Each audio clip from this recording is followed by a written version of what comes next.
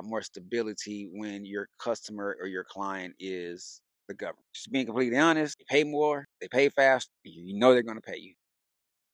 I'm Raymond Alfred, owner and founder of Real Ford Consulting, Real Ford Holdings, Real Ford Holdings and Trust. I've been in business now for 16 and a half years. I started my company in Seattle. We are currently in Dallas, Texas, where we are based out of and our principal offices are out of. Yeah, and I am a business consultant. We do consulting work, we do contract acquisitions, and we do staffing, labor staffing and training. So that's kind of what the company is built on.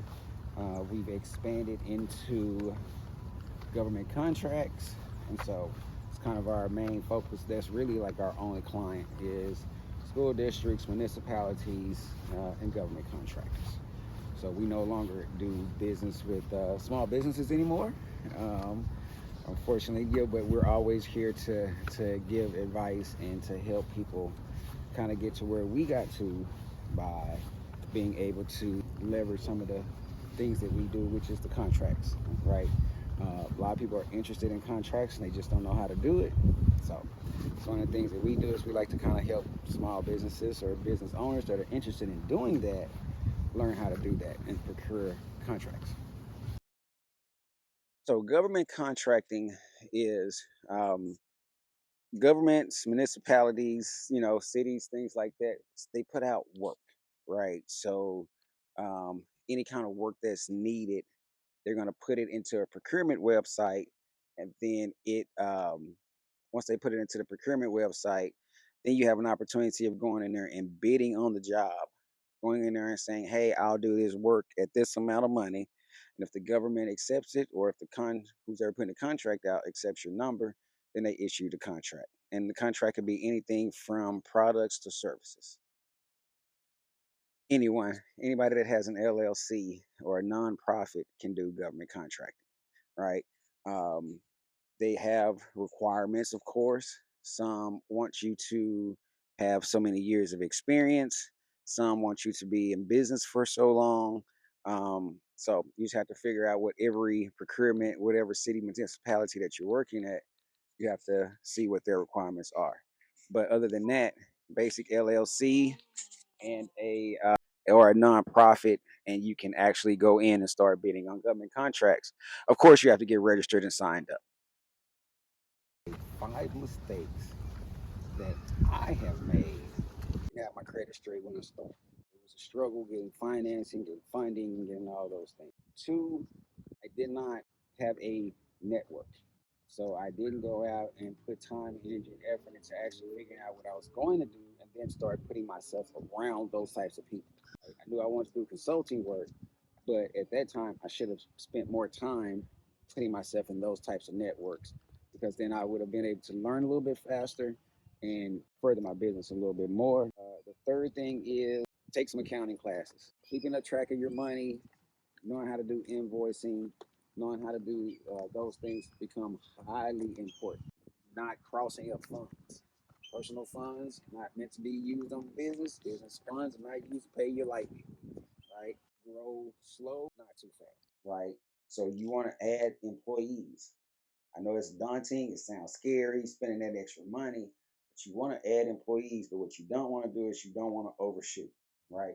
You don't want to add too much work or too many workers to your business that you cannot support. And sometimes that'll happen. You'll bring in a group of people in order to work a project, find out that you don't need as many of those people to work that project, and then it becomes an issue because now you have to let somebody go or anything like that. So slow your growth and always be able to maintain it. With us, one of the mistakes we made was we grew fast. And with growing fast came a lot of stress, came a lot of other things that went along with that, and a lot of hard work. So we've learned to just kind of slow down, focus in on one thing, make sure that that is right. Then you can move on to something else. So if you are interested in starting to do contracts, government contracts, you first have to look up procurement. So you're going to look up procurement site, because every municipality has different procurements. Some that you'll be able to find on a system like a bonfire. Some you will be able to find on sam.gov. Other than that, you're just going to have to kind of Google your city, and you're looking for procurement. Procurement is where the contracts are. Right. Once you find out where the procurement is, whether it's a city, a state, or whatever, you're going to go into their site and you're going to register your business so that you can become a eligible vendor to see the whole contract, what the SOWs are, any addendums that are listed to the contract, or any other requirements, insurance requirements. Some have employment requirements. So you want to look in there, you're going to see what the requirements are, you're going to fill out the paperwork that's in there, you're going to attach your documentation into the procurement site, and once you do that, you're going to hit submit. Now your documentation is going to be your proposal, it's going to be your budget, what you plan on charging for this. Sometimes they're going to ask for work experience, but mainly just filling out your application, filling out your documents, upload them into the system, and you're going to hit submit. And then they have a date on the site that is going to tell you, hey, this contract closes, or these bids close on a particular date.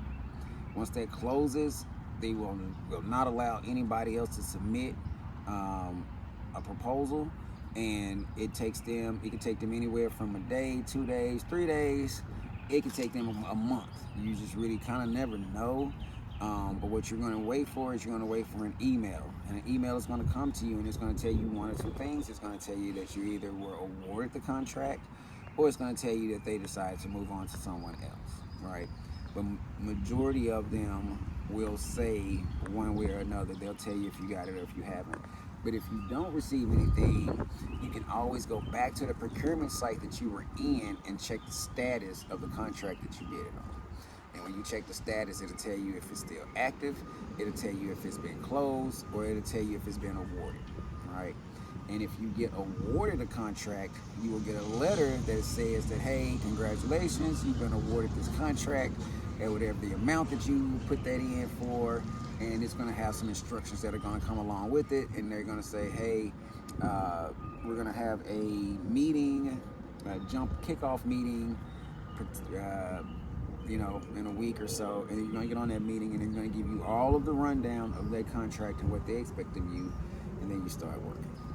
So that is how the contract goes. If you receive one, if you don't receive one, of course, they'll tell you why you didn't receive it. Either your bid numbers were too high, you didn't have quite the right experience, or it just wasn't beneficial for whatever municipality that had the contract out in order to use you.